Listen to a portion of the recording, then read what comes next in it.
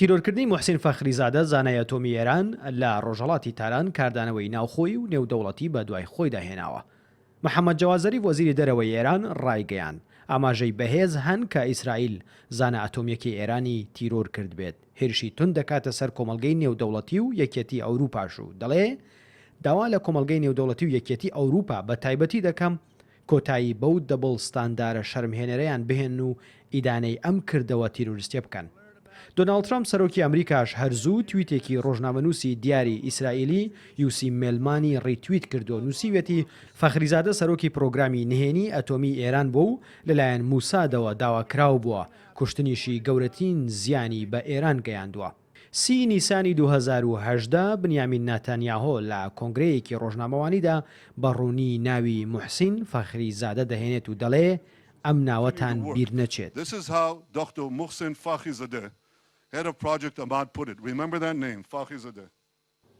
بەشی سەرەکی پلانەکە ئەوە بوو لە ڕێگای دروستکردنی دامەزراوەیەکی نوێوە ئەو کارە درێژە پێ بدەن.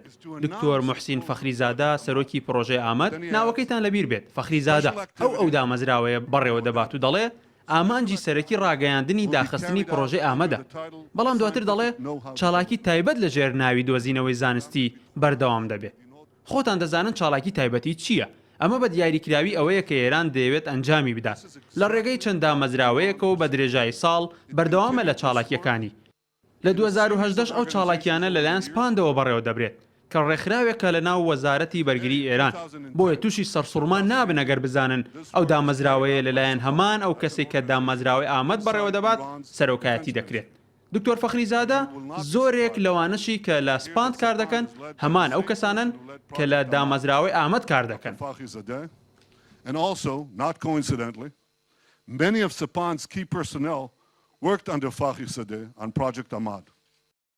ئەمە لە کاتێکدایە کە لە چەند ڕۆژی ڕابردووش نیویۆرک تایمز پلانێکی ترامپی بۆ هێرشکردنە سەر دامەزراوە ئەتۆمیەکانی ئێران ئاشکرا کرد کە دواتر لەلایەن ڕاوێژکارەکانیەوە لە بڕیارەکەی پەشیمان کراوەتەوە.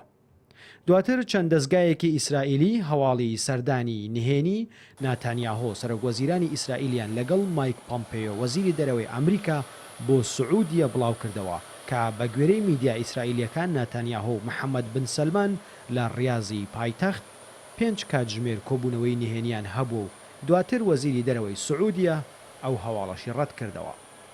سەرەتای ئەم هەفتەیە جارێکی دیکە میدیا ئیسرائیلیەکان پلانی هێرشێکی غافڵگیرانە و هاوبەشی ئیسرائیلی سعودی و ئیماراتیان بۆ سەر ئێران ئاشکرا کرد، بەڵام تا ئێستا ئەم هەواڵە لە هیچ شوێنێکەوە ڕەت نەکراوەتەوە.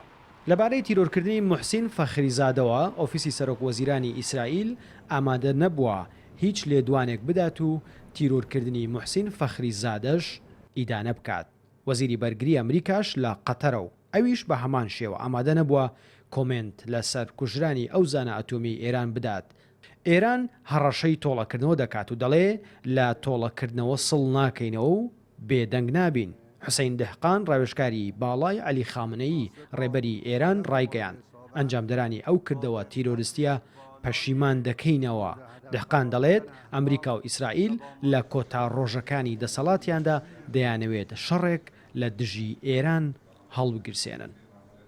نەریمان هەورامی، کوردستان 24.